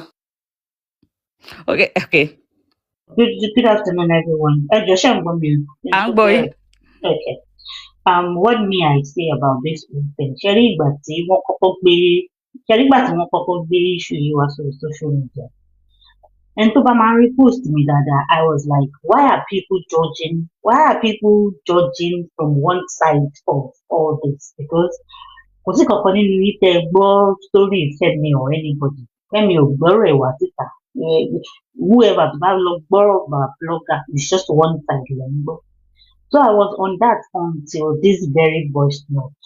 And after that voice note, for me, that voice note was self-explanatory. As a matter of fact, àwọn nǹkan kan wà tó ṣe wípé èèyàn ti máa rò tẹ́lẹ̀tẹ́lẹ̀, from the things that we've been hearing before, that's last year. Because kíní yóò kì í ṣe ọ̀rọ̀ 2 weeks ago, kò kì í ṣe ọ̀rọ̀ 3 weeks ago. Now to my point, me personally, in fact, anybody tó bá ń blame toun tàbí tó bá ń blame whatever, well, tó bá kan tán ní ẹjọ́ torí Ọlọ́run ẹ má record, ẹ máa gbọ́ ọ̀rọ̀ tẹ́ni yẹn sọ pé ẹ má fi record. Tàbí tẹ́ bá ti gbọ́ ẹ sáré lọ bọ́ kọ̀ọ̀kan sọ pé Abolade àti ẹ̀ lè bá dé level yẹn. To me, mi ò lè báyàn kankan dé level ọ̀rọ̀ ṣóṣòṣò bẹ́ẹ̀. Ṣóṣòṣò ló pa toun. And I am not saying you should. But bí gbogbo wa ṣe rí ọ̀rọ̀ yìí ọ̀tọ̀ọ̀tọ̀ ni. And just because you have your own opinion, it doesn't mean wípé I would see it the same thing like that. So, bẹ́ẹ̀mi ṣe rí, òun lèmi ṣe máa sọ níbí báyìí. Me, I am not going to blame Adetoun. Number one, ọ̀rọ̀ tó wà nílẹ̀ yìí tá à ń sọ̀rọ̀ nípa èyí is about Aladuke and the Adebayo's family. It has nothing to do with Adetoun here. We are talking about tó bá di ọ̀la tí ọkọ Adetoun àbí ọ̀rẹ́ Adetoun àbí ìyá Adetoun àbí family Adetoun tó bá gbé ọ̀rọ̀ Adetoun wá ní tìbà, a máa sọ pé yes, bó ṣe ṣe f'Aladuke náà ní irú èèyàn báyìí ló jẹ́. But on this particular note, a lot of people are actually downplaying the content of that voice note, and they are taking one take from it. One street side to Adetoun. I see one particular update, and I was like, àgbàlagbà ni mi. Ṣé èèyàn máa ń gbọ́rọ̀ kí èèyàn máa react ní ilé mi? No, you don't behave like that. Kò make sense rárá. Kẹ́ máa ṣépè fún Adetoun, kẹ́ máa ṣe eléyìí, kẹ́ máa ṣe tán. Ọ̀rọ̀ tó wà nílẹ̀ yìí tí gbogbo wa ń sọ lórí ẹ̀ yìí, it's about Aladuke. Ẹ dẹ̀ má jẹ́ ká gbàgbé wípé ẹni tó gbé ọ̀rọ̀ yìí tó wá gbé sí etí gbogbo wa níbí báyìí, àwọn bloggers tó ń ṣe kìnnìkan, it leaked from Aladuke. It did not come from Adetoun to report. It did not come from the Adebayo family. This thing has been on ground for the past 1 year. Girl yìí, ó decide wípé yes, I feel I've been neglected. I feel I've been. There's this thing about her. Tó feel wípé òun ti ń bẹ̀bẹ̀, okay, tí wọ́n bá tẹ̀ wá ní bẹ̀bẹ̀, ṣé wọ́n á máa lọ bẹ́ẹ̀ ni? Because bí èèyàn ò bá ṣẹ̀, tó tí ò dẹ̀ gbà pé ó kì á lójú gbogbo ayé mo ti ṣẹ̀, kò ní máa bẹ̀bẹ̀ o. You need to get this straight. Kò ní máa bẹ̀bẹ̀. And I want to, people are saying, ṣe mọ̀ nǹkan tó pọ̀ ṣe fún mi, ṣe mọ̀ nǹkan tó pọ̀ ṣe fún mi, ṣe mọ̀ nǹkan tó pọ̀ ṣe fún mi. See, I'm sorry, I'm a divorced woman. So when it comes to pain, I've had my share. When it comes to betrayal, I have had my share. When it comes to infidelity, I was married when my husband got married. So make nobody come dey tell me say think about her mental health and what I'm a mental health nurse. So I understand everything, and I also believe in gbogbo wa ò lè react to one thing the same way. A lè ní ìwà kan náà. So just because I can take something, mi ò expect everybody take it. But ṣe rí ibi tí èèyàn ti máa ń draw line, ibi tí gbogbo wa ti máa draw line, níbi tó ṣe wípé this thing has gone beyond, oh, I am just talking. I am just expressing myself. I am just angry. Ọmọ yìí ó ti ń ṣe nǹkan gbogbo àwọn nǹkan tó lóun máa ṣe yẹn. Ó ti rìn yẹn, ó ti rìn jìnnà. And that is where we draw the line. Ibẹ̀ yẹn because ó lè sọ wèrè kéèyàn jẹ́ wèrè. Ṣé ń gbọ́ wèrè tó ń bugi jẹ? The moment tí wèrè bá ti decide wípé ẹni tó ń bọ̀ yìí máa fọ́ orí ẹ̀ ni. Ìgbà yẹn làwọn èèyàn máa mọ̀ pé yes, mo mọ̀ pé wèrè ni ẹ́ o, but wèrè ẹ máa pa ẹ́ lẹ́yìn. Nǹkan tó ṣe yìí èyí kì í ṣe irú ẹ̀. When it comes to some things, you don't do that. Now, I want to talk more on this aspect of Adetoun because, like I said, our people are taking from, they are trying to downplay what Aladike did by focusing on majorly on Adetoun, forgetting this whole thing it has nothing to do with Adetoun, but Aladike. In fact, as a matter of fact, Toun is actually a victim from Aladike. Because Toun lost her marriage too. Jẹ́jẹ́ ni Toun wà. Toun ní pé òun ti mọ Adébáyọ̀'s family for the past 16 years. Jẹ́jẹ́ ló wà nígbà tí Aládùkẹ lọ DNA. I heard your son also has this. Àbọ̀mọ mi ṣe rí nìyẹn ṣó lè mú mi true wípé kí ló ń lò fún? Okay, my son is this. Kò sí nǹkan kan tó bàjẹ́ nínú that relationship. It got to a place and the husband knew about it. Femi also knew about it, this friendship. Wípé wọ́n jọ máa ń sọ̀rọ̀, wọ́n jọ máa ń ṣe lé, wọ́n jọ máa ń ṣe lé. Up till yesterday, this person hair ló ń lò fún Táyọ̀. So ìwọ tó bá fẹ́ sọ pé àwọn nǹkan kan wà tó ṣe ní pé ní Yorùbá land tó ṣe wípé tó bá ní relationship pẹ̀lú ẹni tó dàgbà jù ẹ́ lọ, ó máa ń lójú ọ̀rọ̀ tó lè bá rú èèyàn bẹ́ẹ̀ yẹn sọ. Ẹ̀jọ̀ ṣe mo parọ́? You are friends o, ẹjọ́ gbéra yín ẹjọ́ ń sọ̀rọ̀. Bọ̀ ẹni yìí ló ń lò fún àti this àti that àti kìnnìkan. Whether you want to accept it or you do not want to accept it. Àwọn méjèèjì wọn sì ní that same level of pé ṣé mo lè bá yín sòótọ́ ọ̀rọ̀? Ṣé mo parọ́? Wọn sì ní that level because ló ń lò fún. Àtayọ̀ṣẹ̀ ti ṣe lé, Àtayọ̀ṣẹ̀ ti tọ̀. Nígbà tí nǹkan ṣẹlẹ̀ láàrin ọkọ àti ìyàwó tí Fẹ́mi ránṣẹ́ sí pé please come and talk to my wife ọlọ́rọ̀ yìí ẹjọ́ ń sọ̀rọ̀ pé like you know pé wọ́n close and ẹni yìí mọ family bóyá kò fẹ́ kí ẹlòmíì tó wà níta kó wá bá sọ̀rọ̀. Ẹ understand nǹkan tí mò ń sọ, ó ní káwọn tó débẹ̀ ó ní wọ́n ti kúrò níbẹ̀. So ọ̀rọ̀ relationship wọn ti ń lọ báyẹn like that ó tó di wípé ọ̀rọ̀ pé nǹkan kan wá ṣẹlẹ̀, nǹkan kan ló ṣẹlẹ̀ before kí recording tó wọ inú ẹ̀. Nǹkan tó ṣẹlẹ̀ òun ló jẹ́ kó mọ irú èèyàn tí Aládùkẹ fún ara ẹ̀ tó jẹ́. Kí ló dẹ̀ ṣẹlẹ̀? Wọ́n lọ bá ọkọ ẹ̀ ní location. Ọkọ wà lórí fóònù mi, kìnnìkan bó ṣe according to nǹkan táwọn yóò sọ lálẹ́ àná because I'm not there and I do not want to add or take out from whatever it is that is on internet right now. Mi ì láì máa make assumption gbà tí mo sì ń bẹ̀. Ọkọ wà lórí fóònù, ó ṣe tán ìwọ ní ẹni tó bá sọ̀rọ̀ yẹn ó yá pè padà. Mo fẹ́ mẹ́ni tó jẹ́. What kind of who does that? Ó yá pè padà, ó dẹ̀ lóhùn òpè yìí. Irú nǹkan báyẹn, nǹkan tó rí nìyẹn o. Number 1, o bá obìnrin lórí ọkọ ẹ̀. Number 2, o bá kíní lórí ẹ̀ o. O dẹ̀ ní gbogbo hòtẹ́ẹ̀lì, o dẹ̀ gbà bẹ́yìn, o gbọ́kọ létí, o fà láṣọ. Ó dẹ̀ ń sọ fún ẹ wípé àwọn èèyàn wà nísàlẹ̀ wọ́n ń gbọ́ nǹkan tẹ̀ ń sọ. Wọ́n ló sọ fún máníjà pé get out.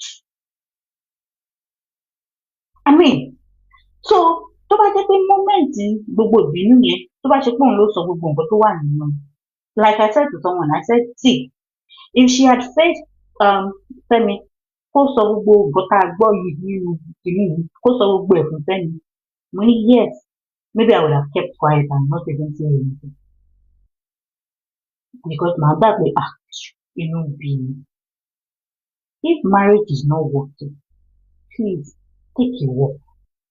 Ìwọ tó bá dẹ̀ mọ̀ wípé o ò lè gbójú kúrò, o ò lámòjú kúrò, ìwọ ló fẹ́ mọ ibi tọ́kọ lọ, ìwọ ló fẹ́ mọ ẹni tọ́kọ bá sọ̀rọ̀, o fẹ́ mọ kíní kan. This is somebody that they were even saying she has the password of her husband's phone.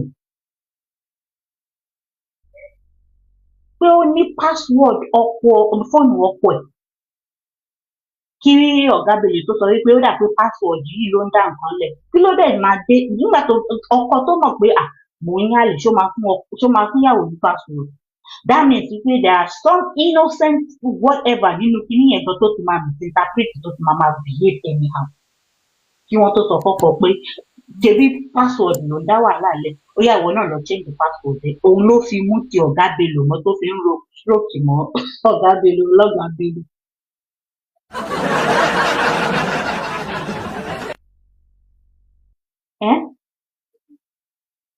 Tí wọ́n fi ní pé okay, this is the problem, because anybody tó bá máa ṣe ọkùnrin tó bá máa ṣe ṣìnà ó máa sọ fún ẹ gbáǹkó ni pé kò fẹ́ mọ password fóònù mi ṣó yí lórí mi. Why? There are some things, it's not everything we only decide láti password phone and not because we ó ṣe ṣìnà. There are some things you even want to discuss with your own family and you just feel I don't want my wife involved.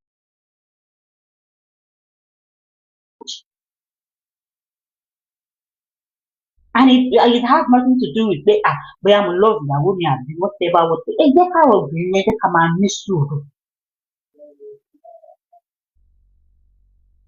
Nǹkan tó really bother me about this particular case is the fact that, to be honest, to be very, very honest with you, most of the people don't react to this particular case. They are not being sincere. We are not being sincere.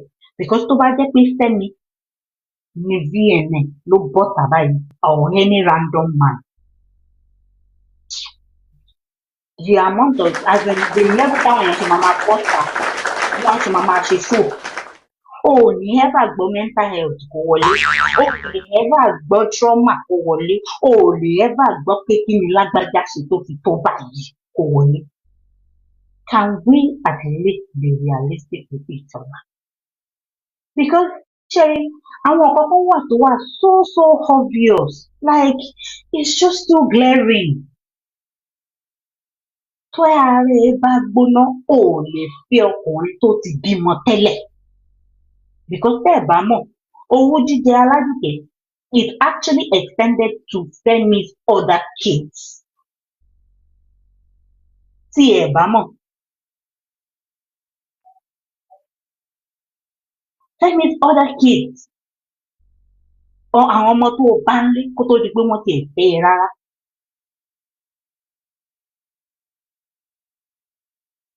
We all have options.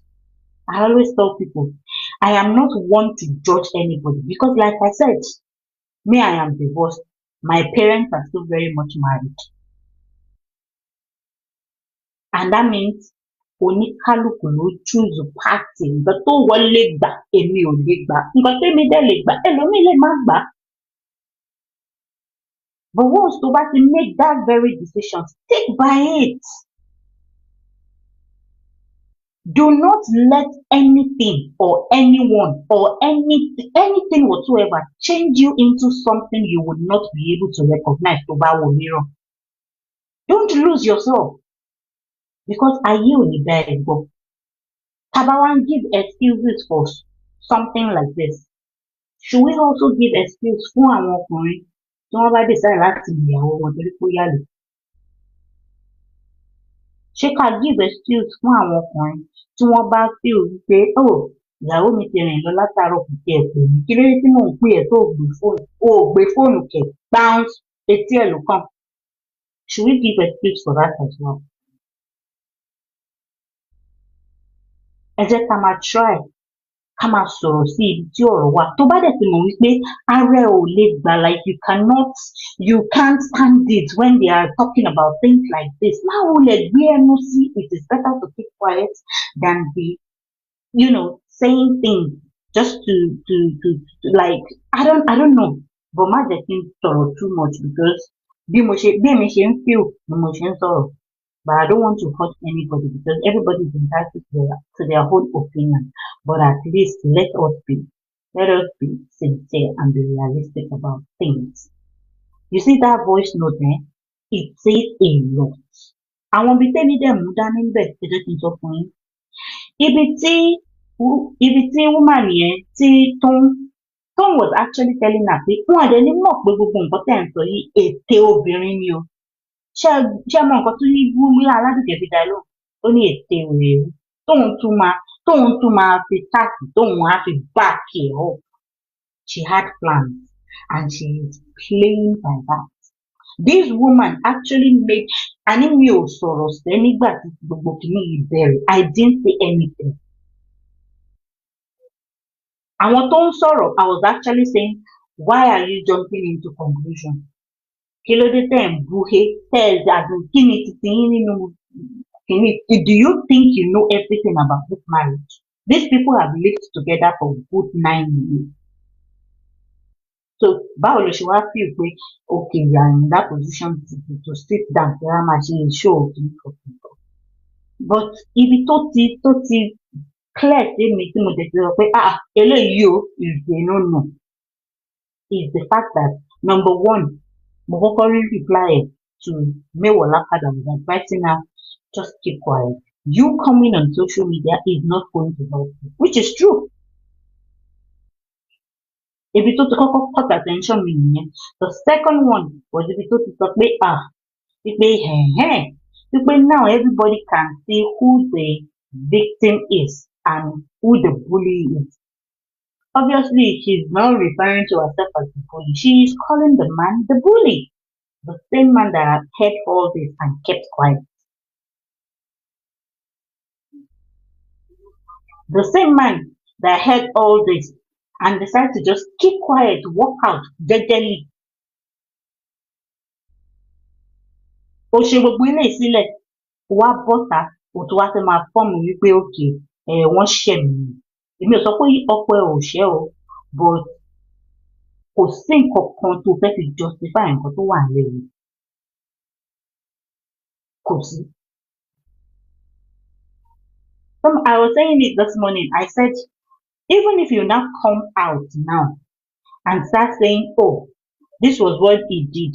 He is like this, he is like that. Somebody like you, I will pay you no attention. As a matter of fact, mi ò kì í ṣe show, màá bẹ̀rẹ̀ sí ní ṣe show back to back fún Iyalode. Màá ṣe show back to back, màá pe orúkọ ẹ̀, màá pe orúkọ ọmọ sí ẹ̀. Back to back fún ẹ wípé what are you saying? Because you already said it, wípé you would come out àti nǹkan tó ṣe àti nǹkan tí kò ṣe ni wàá sọ. So there is nothing tó fẹ́ sọ nísìnyí tí mo lè sọ pé okay, let me consider this. I'm sorry, but that's me. That's me. Because eléyìí tó tiẹ̀ àwọn nǹkan fún wà tó ṣe wípé kò sí bó ṣe fẹ́ ṣe tẹ̀ rí. Ó jẹ́ married woman, ó wá ní ọ̀rẹ́, ó dẹ̀ ṣe wípé gbogbo nǹkan tó bá ti ń ṣẹlẹ̀ nínú ilé ẹ̀ gbans, ó ti lọ gbé fún any little thing, wà á ti lọ gbé fọ́rẹ̀, any little thing, wà á ti lọ gbé fọ́rẹ̀, any little thing, wà á ti lọ gbé fọ́rẹ̀. Tó o tó ilé ọkọ lọ ni, tó o bá tó ilé ọkọ lọ, wà á mọ̀ wípé àwọn nǹkan kan wà tó ṣe wípé inú ikùn ẹ ló máa gbé. Because ẹ wò, kó tiẹ̀ sọ pé lórí ahọ́n gan lásán ni. Ṣé ẹ̀yin ò mọ̀ pé àwọn agbọ̀rọ̀dún wà ní? Àwọn tó máa sọ fún ẹ wípé ọkọ ẹ ṣe báyìí fún ẹ, àwọn abẹ́bẹ̀ pọ̀yà. Irú obìnrin tó bá ti ń wúrú ìwà báyìí, irú àwọn obìnrin yìí tí ò bá fi irú ìwà yìí, tí ò bá fi pa ara ẹ̀, wàá fi pa ọkọ tàbí kó fi pa ọmọ. Because ìwọ nìkan kọ́ ló ń fi ti gbọ̀. Kí ló dé tí àwọn ìyá wa máa advice rẹ pé òkè Tí nǹkan kan bá ti ń ṣẹlẹ̀, try as much as possible to settle it with your husband. Má jẹ́ kí àwọn parents ẹ mọ̀, because they will not be as forgiving. Ìwọ dẹ̀ ló mọ̀ wípé ní last week I also did something bad to my husband and he forgave me. Àárín yín ló wà. Tí nǹkan kan bá ṣì wà láàárín ẹ̀yin méjèèjì, àtúnṣe máa ń wà. Ṣẹ́rí tó bá ti ń di etí kẹta, etí kẹrin, ó ti bàjẹ́ already. I'm not saying die in silence o. No. But ẹ jẹ́ ká máa apply wisdom. Wisdom.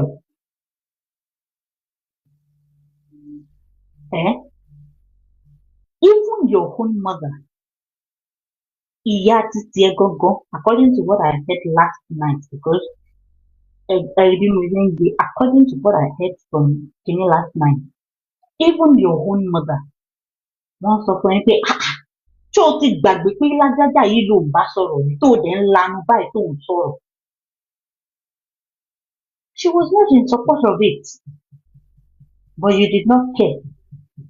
That is one thing I could get from that audio. Oh, care ẹni tó bá gbọ́, because you knew you had them.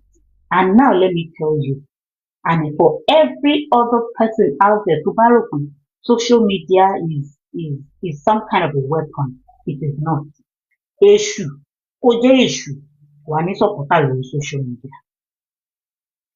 Kó jẹ́ èṣù, wà ní sọ̀pọ̀tà on this social media. So don't ever think every little thing, má worry, màá tú ẹ sí o, ayé abẹ́ ẹ gbọ́, ayé aṣèkí nìkan, táyé bá gbọ́, and so what? And so what? Ayé agbo, ayé sọ̀rọ̀, after 2 weeks, you are back with your own problem.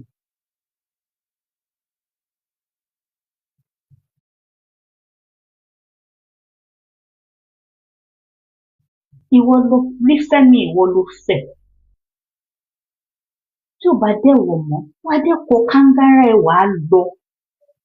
Marriage is not, kò sí anybody tó ń promise pé mo máa ibi ni máa kú sí. Kò sí nobody dey do that kind thing again. Gbàgbé.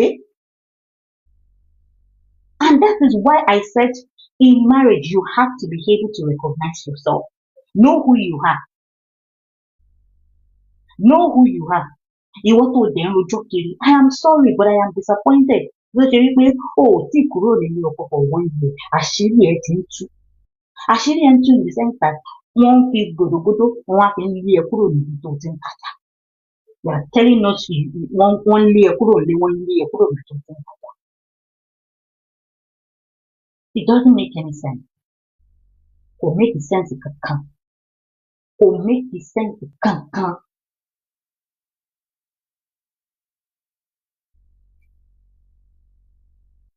Kò make any sense.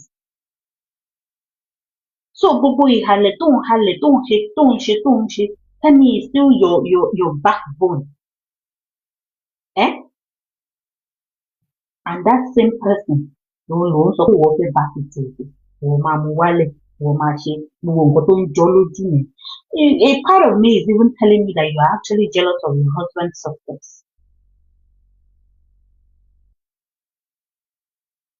I'm sorry, but that's just an opinion. It's not something to really talk about.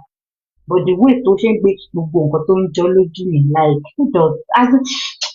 See, àwọn etí tó bá ń gbọ́ irú àwọn ọ̀rọ̀ yẹn tó bá ní àròjinlẹ̀ wá máa wò pé níbo ni gbogbo yẹn ti ń bọ̀.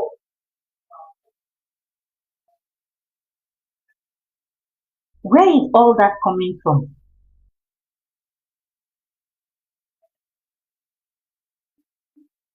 Back to toun ò record Iyalode from, they had good relationship. Gbogbo bàtà ń gbéra wọn lọ sí church, tó lọ ń pray, tó lọ ń ṣe kìnnìkan, they had good relationship.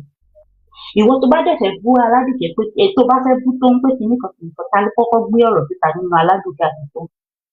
Kì í ṣe Iyalode ni.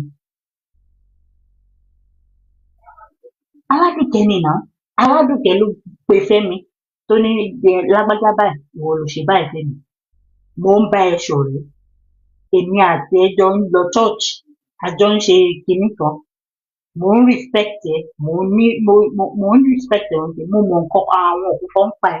I know the kind of person you are. and I know the kind of person tí àwọn ọkọ ẹ̀ àti family ẹ̀ náà jẹ́.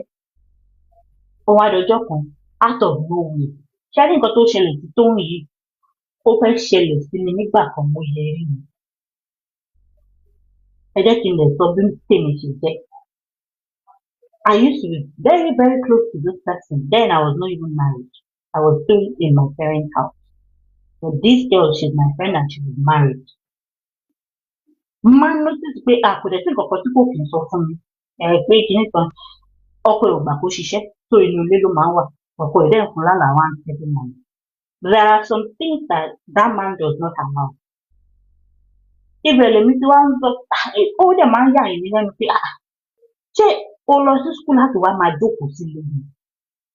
Don't you have parents that you have to take care of? Fine, o ní allowance tó ń ṣe. But nínú allowance ẹ̀ gan sef, can you actually send money to your parents there? Because tó bá send owó náà wàhálà ni. He has to do everything. Ibi tó ń lọ, ibi tó jẹ́, ibi tó ṣe kìíní sí. That man does not mind wípé jáde kó lọ jẹ nǹkan tó bá wù ẹ́ àbí kó fowó gba nǹkan tó bá wù ẹ́ lọ sí shop, lọ sí mall. But when it comes to taking care of your family, having them to visit you or you visiting them, he doesn't want it. So most of the time, she is bored. It was because of my own parents ní ọkọ ẹ̀ ṣe máa ń gbà pé kó wá sí ilé ìtọ́jú mi. Ká ní pé mo ń dá gbé ni, he won't allow it. And that was even after he met my parents one day. Kí ni ọkọ ẹ̀ wá gbà kó máa wá sọ́dọ̀ mi fún? Tó bá ti wá sọ́dọ̀ mi bẹ́ẹ̀ yẹn táwọn ọmọ ń ṣe kíní pẹ̀lú ìtàn màmá gbọ́, jọ̀mọ́ ń bọ̀ báwo, like kò tẹ̀ kọ́ ọkọ sí jọ̀mọ́ ń bọ̀ àti. Okay. Ó lọ first day, second day. Ọjọ́ kejì máa àríwá. Èwo ni jọ̀mọ́ ń bọ̀? Nígbà tó máa kúrò nílé yín, níbo ló dágbére pò ń lọ? Ọ̀dọ̀ mi kọ́ ló sọ pé òun lọ ni.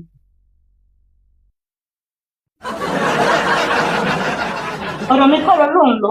Kí láá ni jọ̀mọ́ ń bọ̀? I am trying to tell you how relationships change as in bó ṣe máa ń change.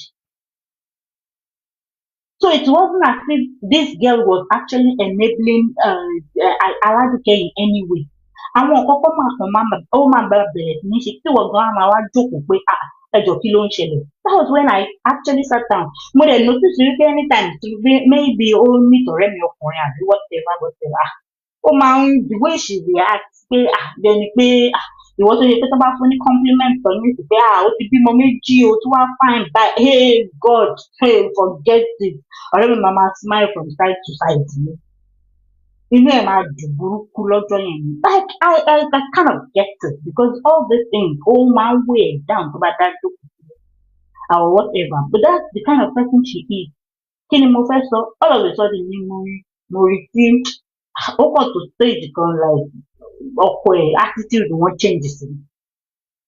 I was like kí ni mo ṣe? Ọjọ́ yẹn mo fẹ́ lè máa dá sọ̀rọ̀ lójú títì. I was questioning myself pé what could be wrong? Kí ló ń ṣẹlẹ̀?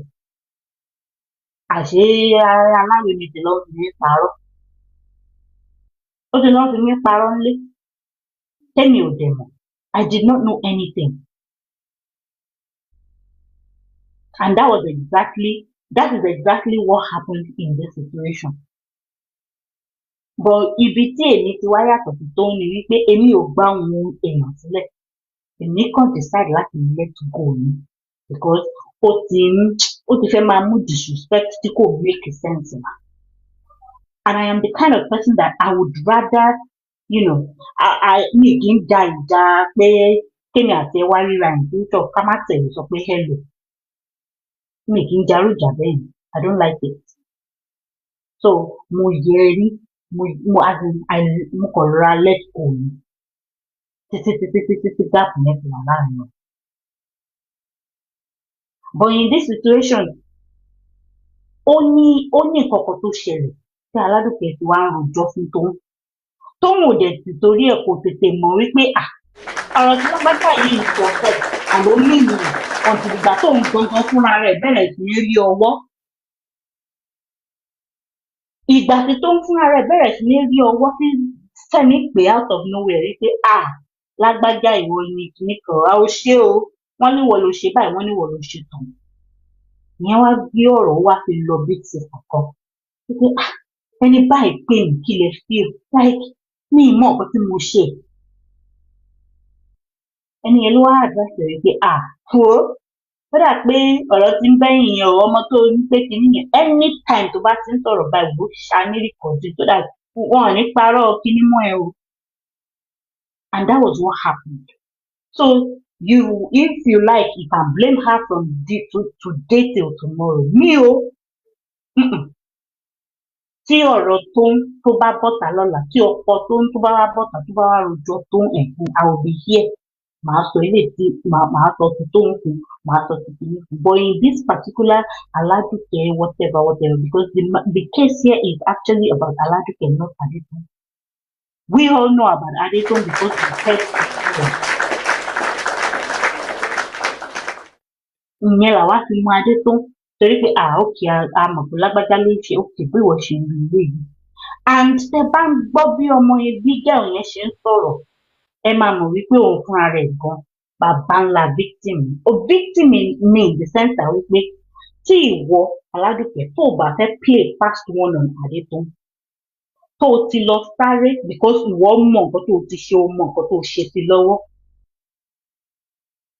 you wanted to play a fast one on her òun ló ṣe sáré and tẹ bá ń gbọ́ ọ̀rọ̀ tó wà nínú voice note yẹn tẹ bá ń gbọ́ ọ̀rọ̀ tó wà nínú voice note yẹn as at this time Tẹ́mi ti kúrò nílé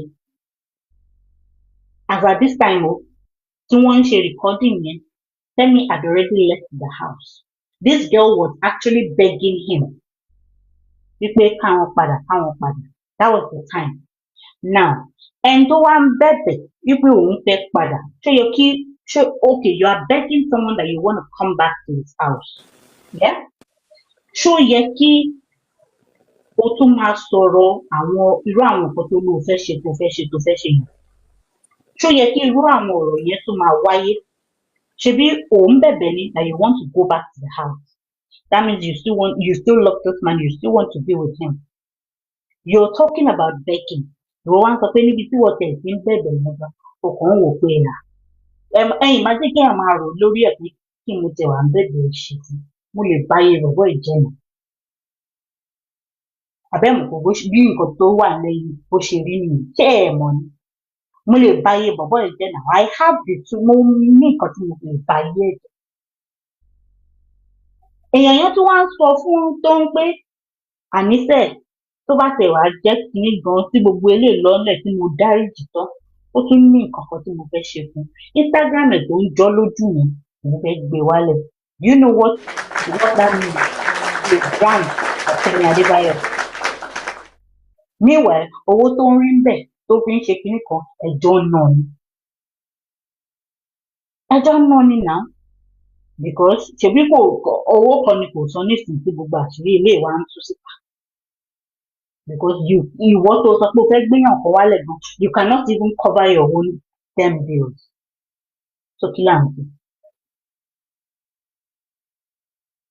ń sọ òun bẹ̀bẹ̀ o dẹ̀ tó ń ṣẹ́ òun bẹ̀bẹ̀ sí àwọn èèyàn dẹ̀ ń sọ pé o ò mìíní o ò ṣe mìíní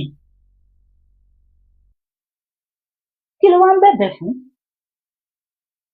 òun ló jẹ́ kó difficult láti that is to tell you that even while she was begging she was never sorry kò rí nǹkan kan tó ń ṣe tó wrong ìwọ tó bá dẹ̀ ti admit like kini started from I don't like women that are not accountable and one other thing tí mo notice nínú tí mo fi jẹ́ fáànù rẹ̀ ẹ jẹ́ kí n sọ fún yín lánàá tó ń rojọ́ tó ń said something ó ní marriage òun ti break o ó ní but lágbájá báyìí ṣe báyìí lágbájá báyìí ṣe báyìí lágbájá báyìí ṣe báyìí bọ́sẹ̀ mọ́ nǹkan tó jẹ́ ìyẹn tó sọ ó lóun ò sọ pé marriage òun perfect ìpínlẹ̀ o